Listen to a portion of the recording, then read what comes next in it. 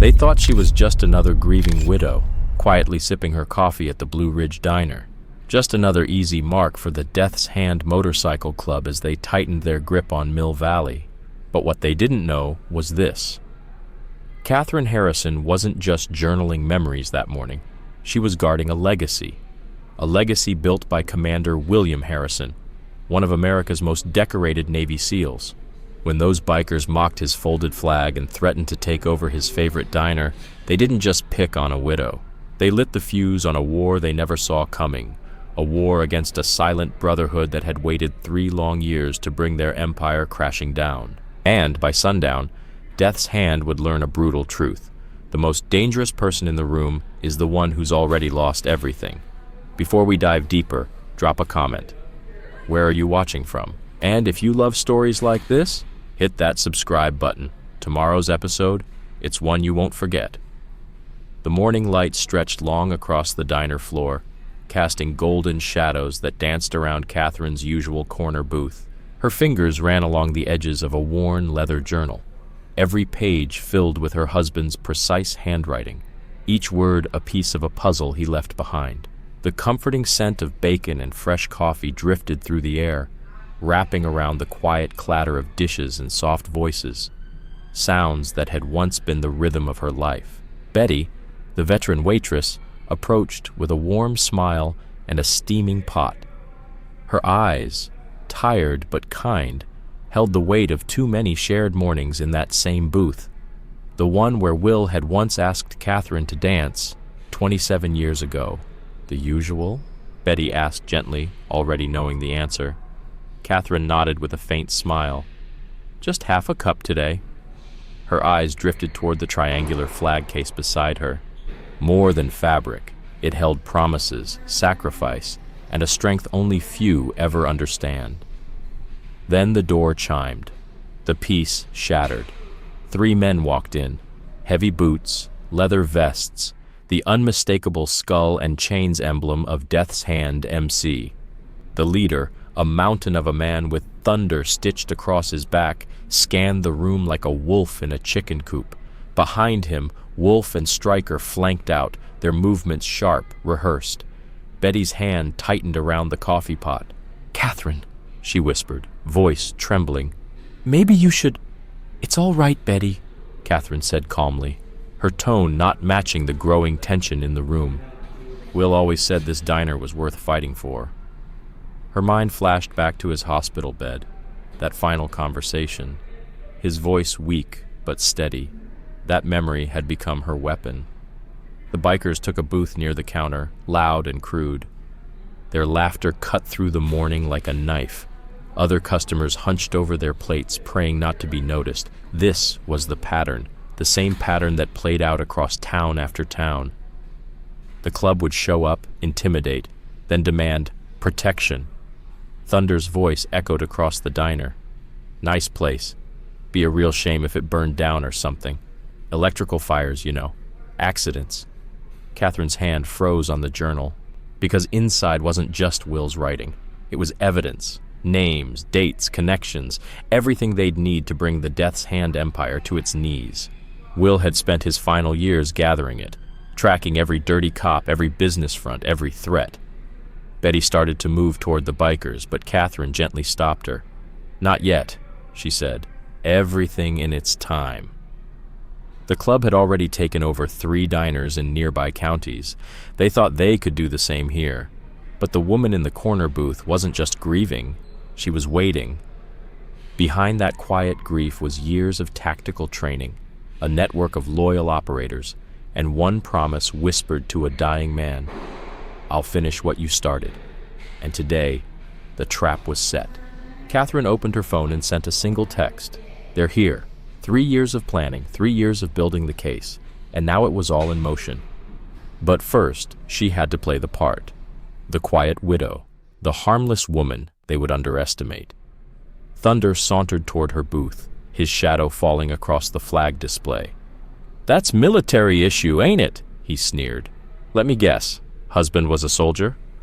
Catherine looked up, her voice steady. "Navy SEAL," she said. "Commander William Harrison." Thunder smirked. "Well, that's real sad. Guess he ain't around to protect his little diner no more, huh? Her fingers grazed the spine of Will's journal, and then she said the words that would change everything. Thunder's fingers reached toward the folded flag, but Catherine was faster. Her hand moved with quiet precision, sliding the case out of reach in one smooth, practiced motion. No panic, no hesitation. Just years of muscle memory, sharpened by someone who trained her to never flinch. Her voice, when it came, was low, firm. Don't. It wasn't a threat. It was a line drawn in stone. 3 years ago, she might have been scared. But 3 years was enough time to prepare, to absorb every lesson Will had taught her about men who confuse fear with power. The bell above the door chimed again. Deputy Sheriff Wilson walked in, uniform crisp, eyes shifty. Catherine watched closely as he gave Thunder a subtle nod. Another piece in the puzzle. Another name to add to the file Will had died trying to complete. "Everything all right here?" Wilson asked, his tone empty, just going through the motions. "Just introducing ourselves to the locals," Thunder replied, still staring at Catherine. "Helping folks understand how things run in Mill Valley now." From a booth by the window, old Frank Henderson lowered his newspaper. His lined face held years of quiet defiance and a deep loyalty to the man who'd once saved his life. "Far as I can tell," Frank said, his voice steady and clear, "things were running just fine before you showed up." Wolf and Stryker took a step toward him, but Thunder raised a hand. Not yet. They weren't here to start a fight, just to mark their ground. Thunder turned back to Catherine, laying it on thick. "Your husband was a hero, right? Be a shame if anything happened to that legacy." Before Catherine could answer, Betty stepped in with the coffee pot, her hand trembling but her voice firm. "You boys done harassing my customers? Because I've got Deputy Carlton on speed dial." She tapped her apron pocket meaningfully. Carlton was one of the few honest cops left, and, more importantly, not on their payroll. Thunder's jaw tightened. Outside, a black sedan pulled into the lot. Catherine glimpsed Richard Patterson through the window. No eye contact, just as planned. They had to believe she was alone, vulnerable. It made their moves predictable. "We're leaving," Thunder said, but the look he gave her promised it was far from over. "Think about what we discussed. Wouldn't want anything to happen to a place with so much history." As they walked out, Catherine quietly opened Will's journal. Another entry, another log, names, times, details. Everything mattered when you were building a RICO case. Frank slid into the booth across from her, shaking his head. "They're getting bold. That's 3 diners in the last month. Joey's in Millbrook. Silver Spoon in Carter's Creek, now here." "They need the diners," Catherine said softly. "Cash flow, central locations, perfect for front operations." Betty joined them, coffee pot still in hand, like a weapon she wasn't afraid to use. "I remember when they first rolled in. Said they were just passing through," she muttered. "Now they act like they own the whole damn county." "They don't own anything yet," Catherine replied, her voice edged with steel. "Will left us everything we need. We just have to wait." Through the window, she watched Thunder and his crew mount their bikes.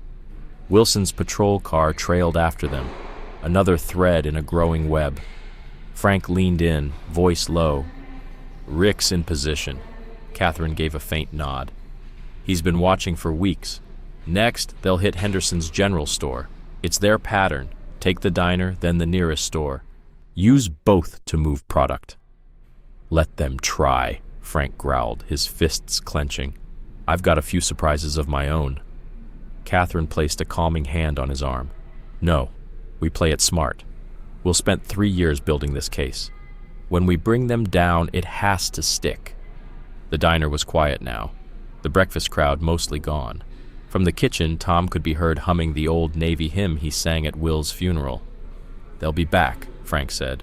"I'm counting on it," Catherine replied, her hand resting on the flag case. "But next time, they won't be walking into a diner. They'll be walking into a battlefield." Outside, thunder rolled across the valley. A storm was coming to Mill Valley. Not the kind you see on the Weather Channel, but the kind that turns criminals into cautionary tales. If you've stayed with us this far, we appreciate your time. These stories take days to build and research, and your support means everything. Hit that subscribe button if this kind of storytelling speaks to you. Now back to the story. The Death's Hand MC thought they were expanding their empire. Instead, they were riding straight into a trap. 3 years in the making. Catherine's phone buzzed. A message from Rick. Package delivered. By the time she got home, there'd be a manila envelope tucked behind the loose brick in her garden wall. Inside, more names, more evidence. Another piece of the puzzle that her husband had started, and that she intended to finish. Frank sat back, watching her. You ever wonder if Will knew how big this was gonna get? Catherine didn't answer. She didn't have to. As the bikers disappeared around the corner, Catherine's gaze stayed fixed on the empty street. They're so focused on intimidating us, she said quietly. They haven't even stopped to ask the real question. Frank raised an eyebrow. Which is? Why a Navy SEAL commander spent the last years of his life running a counter-surveillance op from a small-town diner. Frank's eyes sparkled with dark humor. Or why his widow still comes in every single morning, writing in that journal like she's just clinging to old memories. Catherine allowed herself a small smile. Some questions are better left unanswered, at least for now. Betty returned, refilling their cups with an easy rhythm, her tone light as she said, Wilson's circling again. That's his third pass this morning. Good, Catherine replied. Let them think they're the ones watching us. Across the street, Tyler Venom Reed sat in his rusted pickup, eyes locked on the diner's reflection in his side mirror. At 25, he was the youngest member of the Death's Hand MC, and the only one who remembered Commander Harrison not as a threat, but as a man who once helped his brother survive PTSD. His radio crackled. Eyes on target! Thunder's voice snapped. Affirmative, Tyler replied, instinctively using military lingo, a piece of the life he nearly lived before the MC pulled him in. She's meeting someone, he said, watching through the mirror. Older guy. Military posture. Catherine greeted Richard Patterson in the parking lot. To any casual observer, it looked like two neighbors catching up. But Tyler saw more. The subtle hand signals, the awareness in how they scanned the area. Across town, in the MC's clubhouse, Marcus Reaper Kingston studied surveillance photos sprawled across his desk.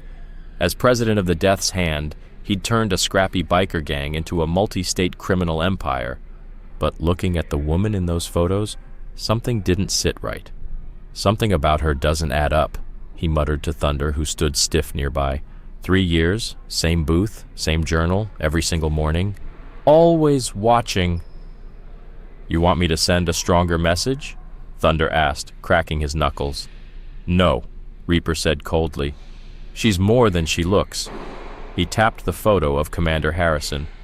That man wasn't just a SEAL. He was counter-intel, specialized in tracking stolen weapons. Right before his accident, he was investigating missing shipments from U.S. bases. Back at the diner, Catherine and Richard sat in her booth, their voices blending into the clatter of forks and twang of country radio. They're moving faster than expected, Richard said, stirring his coffee. 3 diners in 1 month, all near major highways. They're getting ready for something big. Catherine slid a napkin across the table. Shipping manifest codes scrawled in Will's meticulous handwriting. Will traced these containers, she said. Weapons that were supposed to be destroyed in Afghanistan. But they weren't. They're resurfacing, here, disguised in clean paperwork, moved by legit trucks, hidden in plain sight. Outside, Tyler pretended to check his phone, still watching. Catherine studied him a moment, her expression softening. He's not like the others, she said, military family. His brother served with Will. That kid might still have a conscience. If he does, Rick said, he could be useful. Not yet, Catherine replied. Everything in its time. At the counter, Deputy Wilson sat nursing his 3rd cup of coffee, radio crackling with routine patrol chatter, but Catherine noticed how his head tilted slightly at certain names, how his fingers tapped coded messages into his phone. To most, he looked like a tired cop on break, but she knew better. The door chimed again. Right on schedule, Frank Henderson walked in and slid into his usual booth, ordering the same breakfast he'd ordered every Tuesday for 3 years. A pattern, one the MC had grown comfortable seeing. Just small-town folks, living small-town lives. Rick's phone buzzed. Kingston's on the move, headed to the state capitol, meeting his suppliers. Perfect, Catherine said, checking her watch. That gives us the window we need. Betty approached with the coffee pot, her tone casual. Manager called out. I'm covering his shift today. Catherine gave her a knowing nod. It meant today the diner's security cameras were running on their system, not the standard feed. Across the street, Tyler's radio crackled again. Target still has company. He hesitated, watching Catherine through the glass. His mind drifted to Will's funeral, the day he stood in full dress blues, saluting as a folded flag was placed in her hands. Before the MC, before the lies. Affirmative, he finally replied. To any outsider, it just looked like two old friends sharing coffee. But inside the Death's Hand clubhouse, Reaper wasn't buying the image. He studied a surveillance photo, Catherine at Arlington National Cemetery, taken just 3 months ago. What caught his attention wasn't the ritual visit to her husband's grave. It was the man standing in the background, a senior military official who had recently approved transport routes running straight through their territory. Sir, Thunder interrupted, Wilson says there's been increased federal activity in the area. He's recommending we delay the next shipment. Reaper slammed his fist onto the desk, rattling the photos. We're not delaying anything. 3 years we've built this network. Every route, every contact. No widow and no federal suits are shutting us down now. At that exact moment, Catherine's phone buzzed with an encrypted message. Rick's team had just intercepted satellite imagery, movement spotted at several MC-linked sites. They're getting ready for something, Rick warned, exactly like Will predicted in his last report. If those weapons go live, we lose our shot. Let them, Catherine said, voice calm and resolute. The more they push, the more evidence they hand us. Through the diner window, she saw Tyler fidgeting near the curb, his hand brushing against the dog tags hidden under his vest, his brother's tags, the weight of loyalty and doubt fighting beneath the surface. 3 years, Rick muttered, and they never saw it coming. Sometimes, the best trap is the one they walk right into. Catherine's hand rested on the flag display case, fingertips pressing gently on the hidden compartment beneath it, where Will had secured the last piece of classified evidence. They thought they killed a SEAL, she whispered, but what they really did was start a war. The afternoon sun burned low as 5 Death's Hand motorcycles roared into the diner's lot, surrounding the entrance like predators closing in. Inside, Betty's hand trembled as she poured coffee. Frank stayed in his booth, seemingly calm, but his hand slipped beneath the table, to the hidden panic button that linked directly to Rick's team. The door creaked open. Reaper walked in first, commanding every eye in the room. Thunder and Stryker followed like shadows. Wolf posted near the exit. Tyler lagged behind, visibly uneasy. Clear the place, Reaper ordered, his voice slicing through the room. Customers didn't argue. Bills hit tables, chairs scraped. The diner emptied, except for Frank, who turned the page of his newspaper like he hadn't heard a thing. That includes you, old man, Thunder growled. Frank didn't look up. I was running ops while you were still playing with plastic motorcycles. I'll leave when I'm good and ready. Catherine closed Will's journal, her fingers brushing the final entry. Coordinates, weapon caches, linked officials, every detail memorized. Reaper pulled up a chair, flipping it backward and straddling it across from her. She could see the faded Force Recon tattoo under the MC insignia. Mrs. Harrison, he said, voice smooth, fake warmth bleeding through. I think it's time we had a real conversation about the future of this place. This diner's not for sale, Catherine replied calmly. It never will be. Sale implies choice, Reaper grinned. What I'm offering is protection, insurance. Accidents happen. Times are changing in Mill Valley. Through the kitchen window, Tom, Betty's husband, watched with one hand near the shotgun behind the grill. Catherine gave him a subtle shake of the head. Not yet. Her eyes flicked to Tyler, still shifting near the door. Interesting timing, she said aloud. Right before the next shipment's supposed to move through. This location must be especially valuable to your business. Reaper's smile vanished. Thunder and Stryker exchanged tight glances. She wasn't supposed to know about the shipment. Careful, Mrs. Harrison, Reaper said, the warmth gone. Asking the wrong questions is what got your husband killed. Catherine didn't blink. Or maybe he found exactly what he was looking for.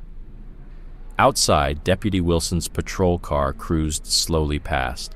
Across the street, Rick's surveillance van, disguised as a phone company vehicle, recorded every word, every look. 3 diners in 3 counties, Catherine continued. Each one next to major transport routes. Each one repurposed to quietly move illegal cargo, without raising flags. We figured it out, before you killed him. That's why he chose this place. Not for the food, but for the vantage point. Reaper lunged forward, grabbing her wrist. You have no idea what you're talking about. But Catherine didn't flinch. She held his gaze with the same unshakable calm that had once made Will legendary among his team. 7 shipments, she said, voice steady. 7 weapons caches supposedly destroyed overseas. But every single one found its way back here, through your network. She leaned closer. Shall I keep going? Frank folded his newspaper and set it down, his forearm revealing a faded Ranger tab.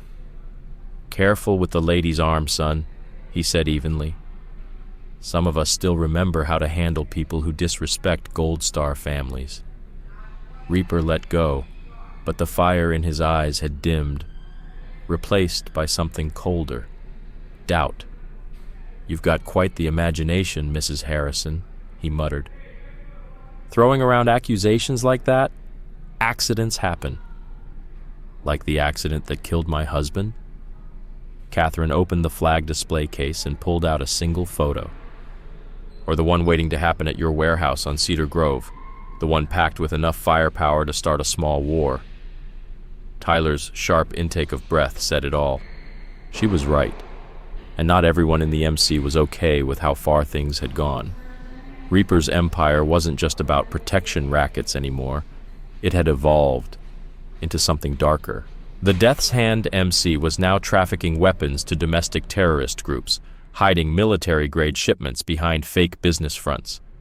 You've got a choice, Reaper said, looming over her booth. Walk away now. Take your grief and your theories somewhere else, or join your husband at Arlington. Catherine carefully slid the photo back into its hidden place. Funny thing about SEALs, she said quietly. They plan for everything. Will knew exactly what he was doing. Choosing this diner, collecting that evidence, making sure the right people would be watching at the right time. She caught Rick's signal through the window. A subtle hand gesture. Everything was being recorded. Every word. Every threat. Reaper might control the local cops, but he hadn't counted on the underground network of veterans Will had built before his death. Last chance, Reaper warned, voice dropping to a deadly whisper. Don't make me solve this problem permanently. Catherine looked him dead in the eyes. You already tried that, with Will. And how'd that work out for you? Outside, the roar of engines filled the parking lot. The Death's Hand bikers mounted up, but Catherine noticed one rider still standing near the door. Tyler. His eyes met hers, and in that moment, she saw the same flicker Will had once seen in his brother. A good man, lost, but not beyond saving. A soldier, looking for a way home. It's starting, isn't it? Frank asked as the sound of the motorcycles faded into the distance. Catherine touched the flag case, her voice barely a whisper. No, it started 3 years ago. They just don't know it yet. That night, a bitter wind swept through Mill Valley. The streets were empty, silent, cold. Catherine walked alone beneath the dim streetlights, her breath misting in the air. The diner's front windows were shattered, 3 bricks thrown through the glass. A warning, nothing more. Deputy Wilson had arrived 20 minutes late, conveniently after the culprits had vanished. His report was thin, deliberately so. But what didn't surprise her was who was waiting in the alley behind Henderson's store. Tyler Venom Reed. Only now, he wasn't wearing his death's hand cut. Instead, he had on an old military jacket, the one that used to belong to his brother. "They're going to hit the diner again," he said. "No hello, no small talk. Tomorrow. And it won't be bricks this time. Reaper's spooked." "I've never seen him like this." Catherine studied his face in the shadows, catching glimpses of a man torn in half. "Will used to say," she murmured, "fear makes people sloppy, predictable." "You knew," Tyler said, his voice cracking. "About Mike, about what Will was doing for him." She reached into her bag and handed him a photo. Will and Mike standing in front of a helicopter in Afghanistan, both in full combat gear. "Your brother was one of the best," she said. "Will said Mike had a gift, especially with a rifle, but more than that. He was getting better, healing. Then the accident happened, right after he started asking the wrong questions about stolen weapons." At the edge of town, Rick's voice came through her secure line. "They've moved up the schedule. Something spooked them. Shipments coming in early." Back in the alley, Tyler shifted uneasily. "Reaper's calling in help, other chapters. Whatever's coming, it's big. Bigger than anything we've ever done." "How big?" Catherine asked. "Big enough to arm a small army," Tyler whispered. "It's not just rifles. They've got explosives, comms gear, even anti-tank weapons. This isn't just about local gangs anymore. This is something else." A cruiser rolled past at the alley's mouth. Wilson again. Catherine and Tyler stepped back into the darkness, letting the car pass. "Why are you telling me this?" she asked. Tyler looked away, his voice heavy. "Because Mike wouldn't recognize what we've become. We were supposed to help vets, give them a purpose, a brotherhood." His voice dropped lower. "Now we're arming the same kind of people we fought against." Her phone buzzed, a message from Betty. The diner's hidden cameras had picked up Thunder and Wolf scouting the back entrance, planning something. "Reaper wasn't always like this," Tyler said. "He used to be a hero, force recon, respected. Then, after his last deployment, something shifted. He started saying the system was broken, that we had to take control." "When did the weapons start moving?" she asked. 3 years ago, he replied. "Right around the time your husband started showing up at the diner every morning." Realization dawned on Tyler's face. He knew. That's why he chose that spot. Catherine nodded slowly. "The diner sits at the intersection of 3 key transport routes. From that corner booth, he could track every movement, every shipment, every pattern." For 3 years, Catherine Harrison had lived as a grieving widow, quietly gathering intelligence her late husband Will, a former Navy SEAL, left behind. His final mission wasn't just about exposing a criminal biker gang, it was about taking down a powerful web of corruption tied to the military-industrial complex. With the help of veterans, honest cops, and her husband's hidden surveillance systems, Catherine documented everything, from illegal arms trafficking to compromised generals. When the biker gang Death's Hand tried to destroy her diner, a key surveillance point, she sprung the trap. Every move, every threat was recorded and used to bring in federal agents. As Reaper, the gang's leader, tried to run, he unknowingly led authorities to the real target, a hidden weapons cache and bunker tied to General Stanford. But Stanford was only a piece of the puzzle. Behind him stood Admiral Morrison and a shadow operation, Shadowgate, involving illegal weapons sales, classified intelligence leaks, and manipulation of global conflict for profit. Will had predicted it all. His trackers on the weapons, hidden cameras, and strategic intelligence formed a blueprint no one expected from a dead man. When Morrison deployed private contractors and tried to wipe out the town with a containment protocol, it only exposed the operation further. By midnight, federal agents, veterans, and citizens, all part of Will's network, were in position. Morrison's attempts to bury evidence failed as each move triggered backups and surveillance protocols Will designed years earlier. Even Reaper, finally seeing the bigger betrayal, turned witness. In the end, Shadowgate fell, not through brute force, but through patience, planning, and truth. Catherine didn't just finish Will's mission. She proved that when good people stand together, even the most powerful corruption can be exposed.